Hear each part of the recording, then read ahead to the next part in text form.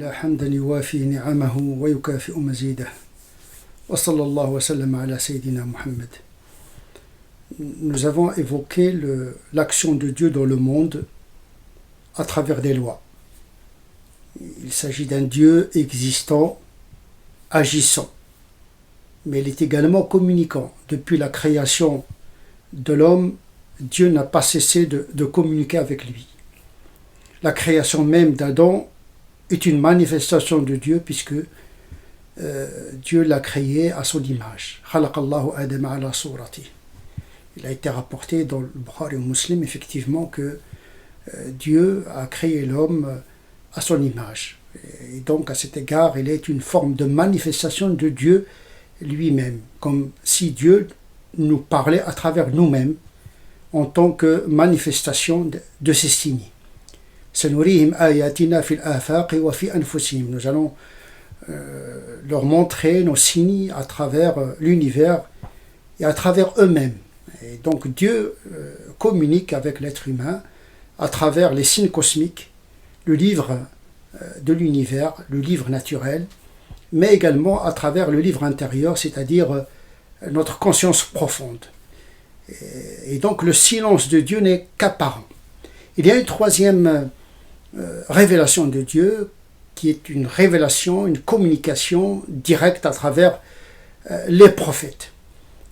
Il s'agit d'une communication à travers l'archange Gabriel qui révèle aux prophètes les paroles de manière explicite, des paroles de Dieu venant de Dieu lui-même à travers cet agent céleste qui s'appelle Gabriel pour exprimer la volonté de Dieu de manière expresse à un homme qu'on qualifie de prophète.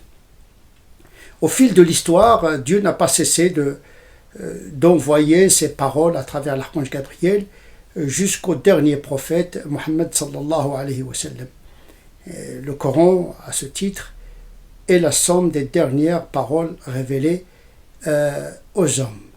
Mais attention, la clôture de la révélation ne signifie pas la clôture des significations de Dieu, puisque Dieu n'a pas cessé, malgré la clôture de la révélation coranique, n'a pas cessé de nous montrer ses signes.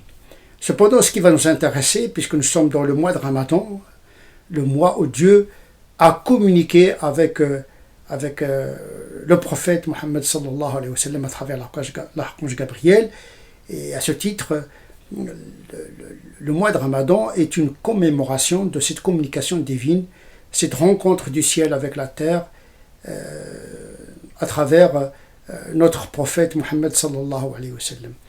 Ce qui est intéressant dans cette communication, c'est que il a choisi de se manifester, cette communication a choisi de se manifester dans la discrétion, à la marge de l'agitation du monde, dans la banlieue de la Mecque, dans une grotte, la grotte de Hira.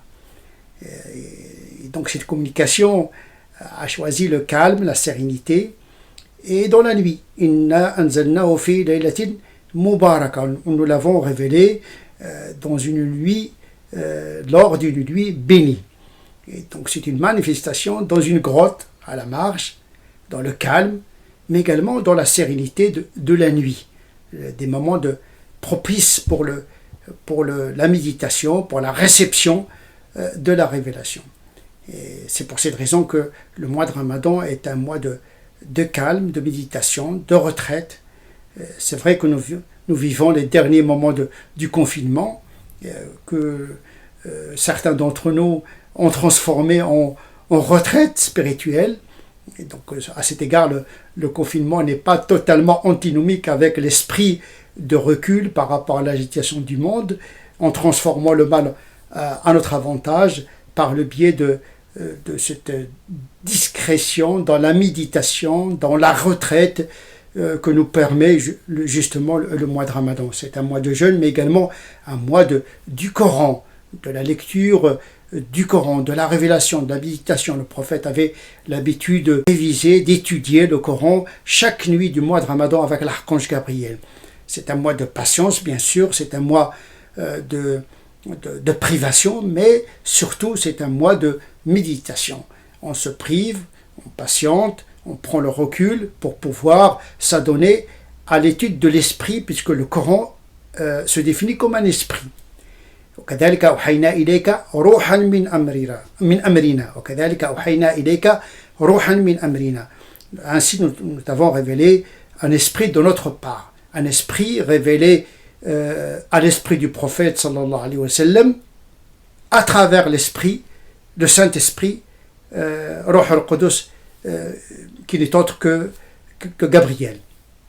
Et donc c'est le mois de l'esprit, c'est le mois de l'enseignement, c'est le mois de la méditation, de l'étude, de la lecture du Coran. Chaque musulman doit avoir un moment de lecture du Coran, de méditation, en suivant l'exemple du prophète sallallahu alayhi wa sallam, qui s'adonnait à la lecture du Coran, les prières de la nuit, la lecture méditative du Coran. Donc il y a plusieurs niveaux de lecture du Coran. Il y a la lecture exotérique, la lecture ésotérique, il y a la lecture intellectuelle, il y a la lecture spirituelle. Donc chaque musulman peut lire le Coran selon son niveau intellectuel, son niveau moral, spirituel. En tout cas, le Coran se présente comme une table servie au service de celui qui s'adonne à sa lecture en fonction de ce qu'il est. Mais il n'est pas concevable, en tout cas pour le musulman, de passer le mois de Ramadan sans jeter un regard sur ce qui fait la noblesse du jeûne du mois de Ramadan, c'est-à-dire la révélation coranique. Inna anzalnahu fi laylatil qadr. Nous l'avons révélé dans la nuit de la noblesse, puisque le qadr c'est la noblesse, c'est l'honneur.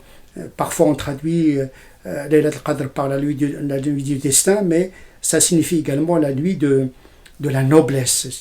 C'est une nuit où Dieu se manifeste de manière particulière, parce que c'est la nuit où le Coran a été révélé. Donc ne passons pas à côté de l'essentiel. Le jeûne, oui, la privation, oui, mais justement pour se libérer des préoccupations, de l'agitation du monde, pour pouvoir avoir un contact avec la révélation. Donc je vous souhaite un bon jeûne, une bonne lecture du Coran, une bonne retraite, une bonne méditation, une bonne préparation pour la fin du confinement, afin de s'introduire intelligemment, avec sérénité dans la vie après ce confinement qui a été dur pour beaucoup de personnes. Et j'espère que vous autres musulmans, vous avez puisé votre énergie auprès de la lecture du Coran, auprès de la patience, la prière, pour pouvoir reprendre vos activités de nouveau, sans rompre bien sûr avec l'esprit du jeûne qui est le calme, la sérénité, la paix. Et donc il serait une erreur de transformer le jeûne dans des conflits, des violences, des tensions. C'est antinomique à l'esprit même du jeûne qui nous apprend la patience, le calme, la méditation et l'intelligence aussi, puisque le Coran nous incite à être intelligents, à bien penser les choses et de ne pas réagir à la tension. Bien sûr, la vie est difficile, la pauvreté, l'exclusion, les tensions, tout ça, on le connaît. Nos banlieues traversent des moments très difficiles. Il y a une tentation de tension et de violence. Il ne faut pas succomber à cette tentation de violence, et de garder le contact avec l'esprit de notre religion, la méditation, le calme, la patience et la transcendance. نسأل الله عز وجل أن يجعلنا من الذين يستمعون القول فيتبعون أحسنه أولئك الذين هداهم الله وأولئك هم أولو الألباب سبحان ربك رب العزة عما يصفون وسلام على المرسلين والحمد لله رب العالمين.